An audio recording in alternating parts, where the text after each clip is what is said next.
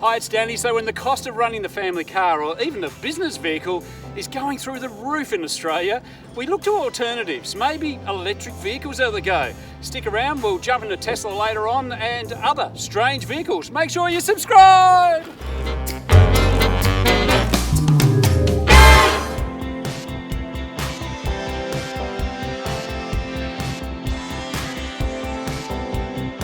Chris here. Now, this originally was a family car, Chris. Yeah, this is my wife's car. Yeah. Bought it soon after we met as a petrol car. I think it cost us $8,000. Yeah, back right. in 1999. So this is fully electric now. It is. So for the tech heads out there, what's actually under the bonnet? I have seen it draw 500 amps at 150 volts. In theory, it's 70 kilowatts. I haven't actually put it on a dyno. The original petrol engine was 60 kilowatts. Yes. So compared to the 70 kilowatts now. So it's slightly more powerful than it was to start with. The top speed of the vehicle. I have not had it above 130. More due to the limitations of it being a Brumby than the limitations of the electric drive. Yeah, exactly. We plan our trips basically, so we plan so that we can go. We live 30 kilometres out of Launceston. Yeah. We have a range of 100 kilometres, so the car is designed to go into Launceston, travel around a bit, and come back home again on a single charge. We plug in at home, so we stop in the garage, just pull out the cord and plug it into the wall, and come back in the morning and it's fully charged. I mean, that's not bad, is it, really, when you think of it? If you're a person that just lives just on the outskirts of town, just to be able to pop in and pop back, 100 k's is ample, really, isn't it? And for most trips it is, and so you wouldn't have this as your only car. Yeah. But it's perfectly fine if you have another car to go on those longer trips that you need to go on.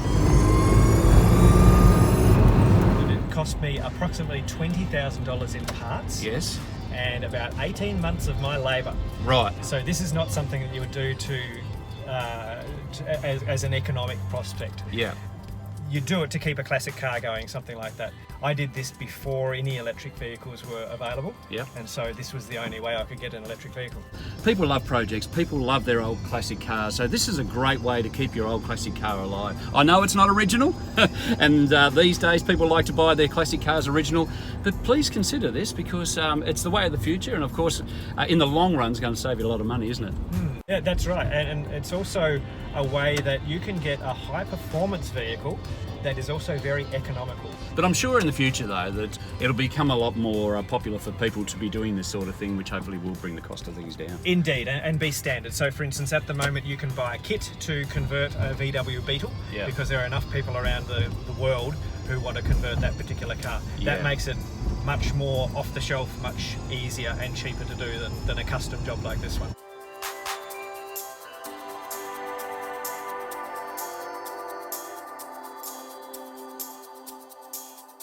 Talking all things electric, I've got Tim here. He's got an electric scooter. How amazing is that? Tell us a bit about it, Tim. Well, this is a Fonzarelli S1. Fonzarelli, as in Hey. Yeah. Made in Sydney Yes. by Michelle Nazari.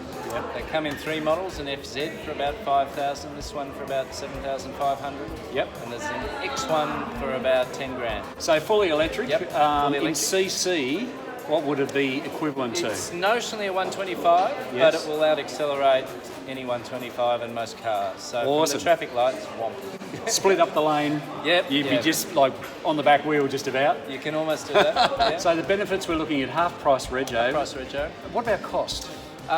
Costs a whole 12 cents of electricity to fill. That Yeah. gives you 80 k's of range. Yes. You'll do about 80 kilometres an hour. Yep. Which is fine for around cities and bits and pieces like Ample, that. isn't it, really? Yeah, and hardly anything in the way of maintenance. It's one honking big 20 kilo battery under here and one hub motor and not much else. So you need to do brakes, Yep. but even they don't get worn out as much because you've got regen braking and tyres, and that's about it. Well, it's a great option, an electric scooter. Yep, well, can't afford a Tesla. This is a lot more affordable.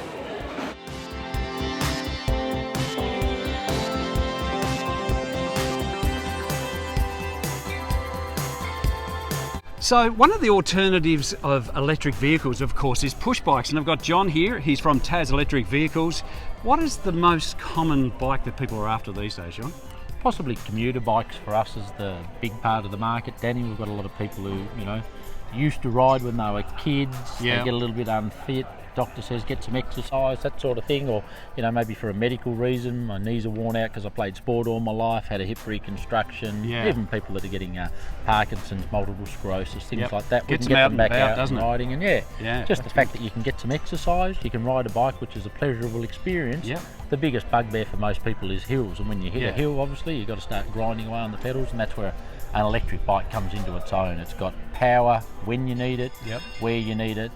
With a modern electric bike, the integration of the electronics and the motor is quite seamless, so you don't really have to do a lot. You hop on the bike and pedal, and it'll kick the motor in and out for you, a bit like cruise control on a car, and take you up a hill. So you'll have minimal assistance when you're on flat ground, nice easy pedaling. You hit a small hill, bit of an undulation, and the power of the motor will take over, pick up, and you put in the same pedal effort as you would on the flat ground. Well, it sounds great, and the best part about it too, it doesn't use any fuel or anything to operate it, does it? So it costs you nothing to ride to school, ride to uni, or even go for a bit of a mountain bike ride even these days. It is. It's the essence of clean, green, efficient transportation needs for everybody. And by the way, that Smart Motion bike that I just took for a ride is unbelievable. The power in that is unreal. Check this out. So I'm on the electric bike here, having a bit of a cruise, and it's a real weird feeling actually, because you've got your gears up and down on that side, and on this side is how you pick your acceleration, and of course you've got your brakes in the front, which is very, very important indeed. I am totally blown away by the power and the speed of this electric bike. 35 kilometres an hour just round the back here. So it's amazing, John, the amount of power just from a small motor. Now, for example, do you know what size motor's in that actual bike? Yeah, that's got a 250 watt motor. We're filming this from Australia if you're looking at it from the other side of the world. Yeah. Our laws govern the bikes to 250 watts power output to be road legal. We also have off-road bikes, of course. In mountain bikes you can take them up the bush, go up to 500 watts, 750 watts and 1000 watts. The trade-off there is obviously they're a bigger motor, so they use more power, so then it cuts your range down. But in a street-going bike that would have a 250 watt motor and a 12 amp hour battery, we're seeing ranges as far as 70 and 80 kilometres out of those bikes now. So they're a very versatile option. Once upon a time when we started in this industry 10 and 12 years ago, you could only get 20 kilometres out of the bike. It sounds funny to say that you can actually do a software upgrade on your push bike to make it go better, John. It is. It's unreal. It is. Save us everything. You can, sky's the limit. You can get an upgrade chip and you can get more power out of them. So, and like you said, even a standard one goes pretty well. Some of the off-road vehicles and the custom vehicles, we're building two-wheel drive bikes for farmers to use that have got a motor in the front and the rear and a balloon tyre, so they can go in snow, mud, heavy sand. Electric throttles on them, they don't even have to pedal. It doesn't damage their ground, it doesn't compact their crops if they're using them for agronomy and checking their crops. If they're in amongst livestock, they're completely silent. And we also have people that ride them off-road, so I can get so close to the fauna, I sneak up on animals and they don't even know I'm there because I'm completely silent. That's great, isn't it? So you get a good close-up view. I mean, I don't know if you've visited a scenic lookout when you've been a tourist or not, but they're always at the top of a hill. You can pull up in your electric folding bike in your camper van, unfold your bike in 30 seconds. You and your wife can ride to the top of a scenic lookout. You're not going to annoy anyone on the trail. You're completely silent. You get to where you want to go, take some nice photos, have a very pleasurable ride doing it. It's the best of both worlds. As you can tell, John is an absolute wealth of knowledge when it comes to this. So a bit of a free plug. How do we get in contact with Tas Electric Vehicles? Tas Electric Vehicles, if you go to our website www.taselectricvehicles.com.au, or come and visit us in Launceston, Tasmania. Even if you're on the other side of the world, Tasmania's a great place to visit. Plenty of demo bikes there you can go for a ride on, see how it all works. I'm in the car with big-hearted Arthur. He's got a Tesla, can you believe it? How are you, Arthur? I'm well, and I'm a bit tired. I've been demonstrating it all day. You have, you've been a busy man. I like doing that because it's lovely to demonstrate to people who are enthusiastic about what you do. They're probably one of the most talked about cars in the world at the moment, aren't they? I think so. Can you tell me a little bit of history of how you actually obtained this vehicle? Yes. I used to have, because I went to buy a Holden Statesman in Brisbane in the year 2000. I wouldn't blame you for that because they're a beautiful car. They were, but I turned up, I thought this would be the first new car. But I was a bit flush at the time, and there was a Maserati 3200 going round the thing. And I said, oh my God, I've got to buy that. So I did. And by the time it was 10 years old, I quite loved it. In 2010, This car had been drawn and Tesla had been started. Yeah. So I ordered one it was still a drawing. Yeah. And 4 years later, I sold the Mazda and got this. And I've been so happy ever since. Oh, yeah. Well, I can just tell by the smile on your face, Arthur. It was the first 8 cars in Australia were called signature cars. So Arthur, do you just drive this like a normal day-to-day driver car? Yes, I do. And I charge it at the back gate simply by plugging into the 3-pin plug for the whippersnipper. As the viewers are aware, this is an electric vehicle. Is it true that you can actually just do like a software upgrade to upgrade the components in the vehicle? Is that right? The other day was improved recognition of oncoming high beam lights where it dips your own high beam. Yeah. One interesting one which I will show you because it's fascinating from the safety point of view. A man rang up or tweeted the email to Tesla and said, look, I witnessed an accident in the street. A child was run over because he was under the tyres of a 4-wheel drive. And they said, and it's a problem with this because the rear vision mirror is in the boot lid. So you can't see a child under the wheel. Oh. And in 2 months, he said, yep, working on it. So in 2 months' time, a download came, New Brain, and this feature was there. Now that was a download. Yeah. You continuously get upgrades and improvements. Now there's a sign 100 kilometres coming up here. It's going to put that speed reading when it reads that sign here and there. 100. Oh, look at that, it reads the sign. It reads the sign and put 100 there.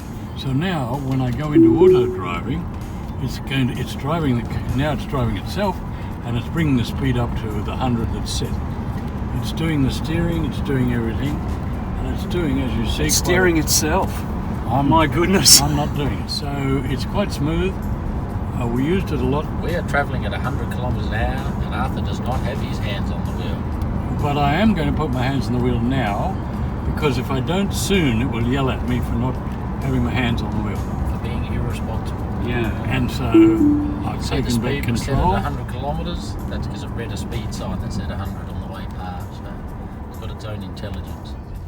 It's just a beautiful car. So what is the backup service like? I mean, you'd have to be really connected into those guys. They'd know about your car, wouldn't they?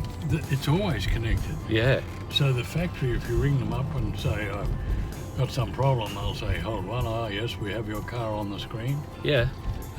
This and that, you should top up the glycol if you can, or if you can't, we'll fly a girl down to Launceston from Melbourne. Oh, that's amazing. I don't know if you like doing this, but we... Whoa, that's crazy. The acceleration. 100 there. I can't even hold the camera still. That's unreal. Oh, John in the back's loving every minute of this. Like a seal that's just caught a fish. What do you think of that, guys?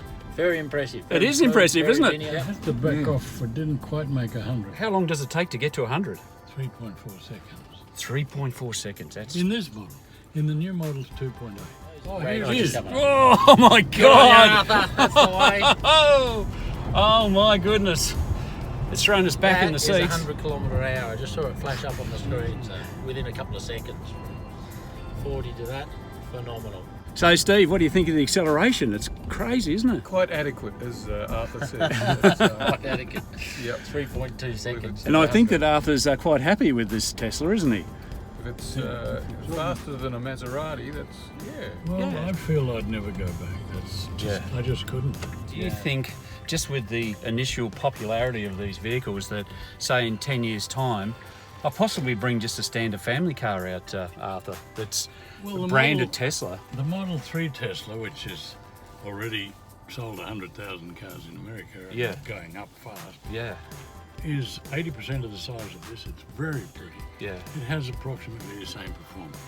The Tesla Model 3 is now the safest car ever tested in every category, and they estimate, and they're the road authorities in America, they estimate that your probability of injuries are half if you're in that car compared to any other car on the road. Thank you so much, Arthur, for taking us for a test drive today in your Tesla. It was fantastic. Thoroughly enjoyed it. My pleasure, because I always like to have people enjoy a good experience.